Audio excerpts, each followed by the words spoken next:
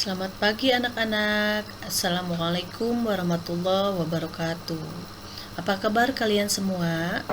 Semoga kalian semua tetap sehat dan tetap dalam lindungan Allah Subhanahu wa taala.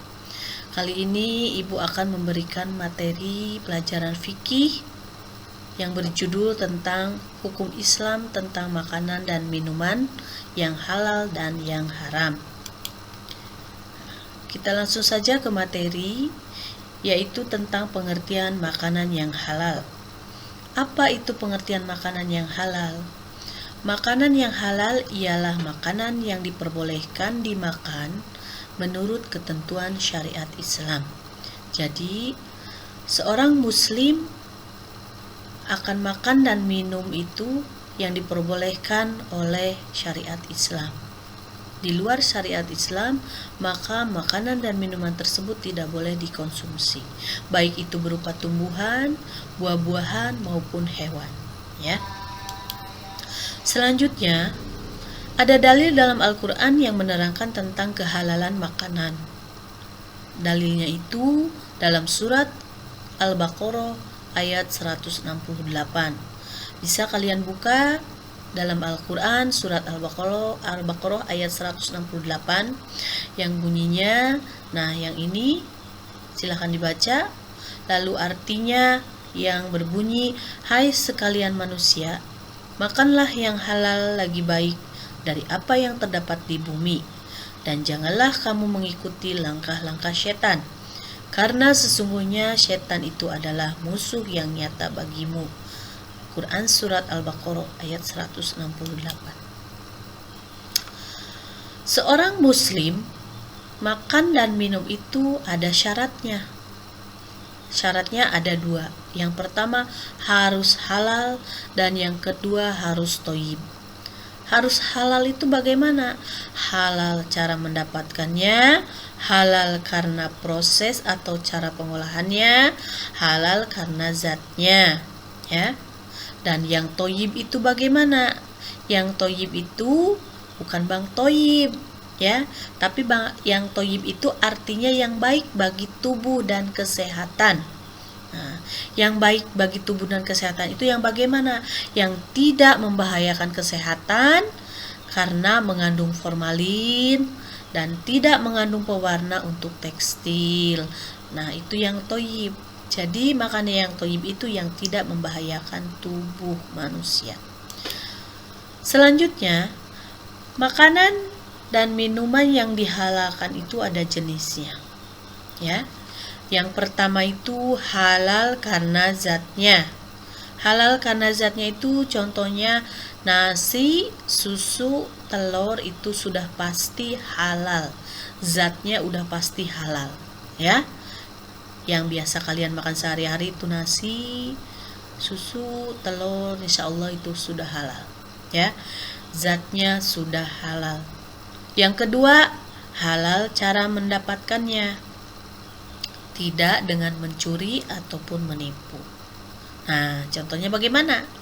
Yang tadi halal zatnya, contohnya nasi, susu, telur, bisa jadi haram apabila cara mendapatkannya dengan cara mencuri atau menipu. Contohnya, apabila ada kandang ayam tetangga, di situ ada telur, lalu telurnya diambil sama kalian dicuri. Nah, si telurnya halal, tetapi karena cara mendapatkannya dengan cara mencuri, maka telur tersebut berubah menjadi haram, ya. Jadi mendapatkannya juga harus dengan cara yang betul. Selanjutnya, halal karena proses pengolahannya.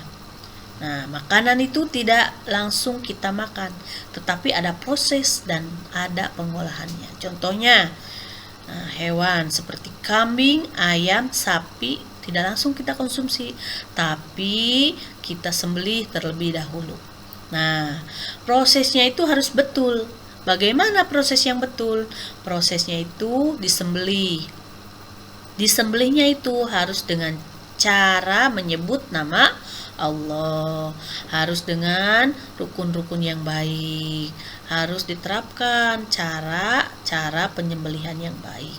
Baru kambing, ayam, dan sapi tersebut bisa dikatakan halal kalau proses penyembelihannya dengan cara yang betul.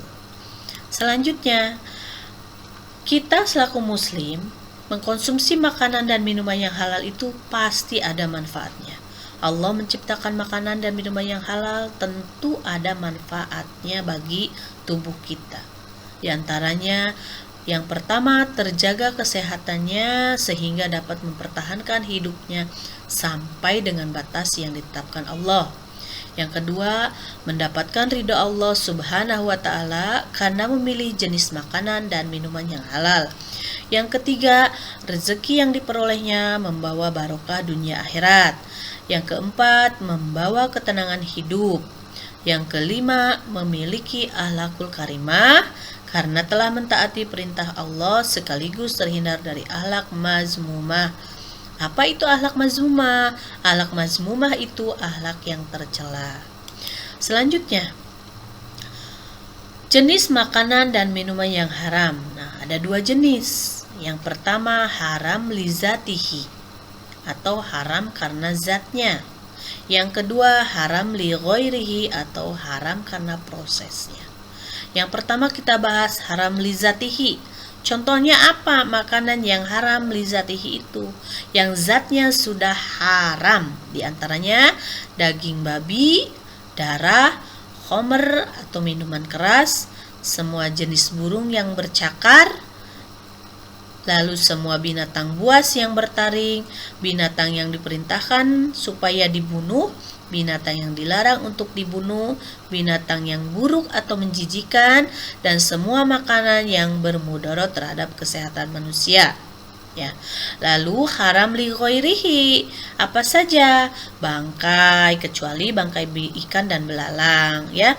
Lalu binatang yang disembelih untuk sesaji, binatang yang disembelih tanpa membaca basmalah, zailalah atau binatang yang sebagian besar makanannya adalah feses, contohnya babi itu memakan fesesnya sendiri. Makanan haram yang diperoleh dari usaha dengan cara zolim, dan semua makanan halal yang tercampur najis itu haram li ghairihi. Tentu saja apabila kita memakan makanan dan minuman yang haram, ada akibatnya bagi tubuh kita, ya. Pasti ada akibatnya. Apa akibatnya? Di antaranya yaitu amal ibadahnya tidak akan diterima dan doanya tidak dikabul. Lalu yang kedua, makanan dan minuman haram bisa merusak jiwa. Lalu makanan dan minuman yang haram dapat membahayakan kesehatan. Lalu makanan dan minuman yang haram membazirkan harta, serta menimbulkan permusuhan dan kebencian, lalu menghalangi terkabulnya doa karena telah melanggar aturan dari Allah Subhanahu wa Ta'ala. Yang terakhir, menghalangi mengingat Allah. Nah, itu saja mungkin materi yang Ibu sampaikan tentang makanan dan minuman yang halal. Semoga kalian semua bisa mengikutinya walaupun dalam daring seperti ini. Semoga materi yang Ibu sampaikan bisa bermanfaat. Wabillahi taufik wal hidayah. Wassalamualaikum warahmatullahi wabarakatuh.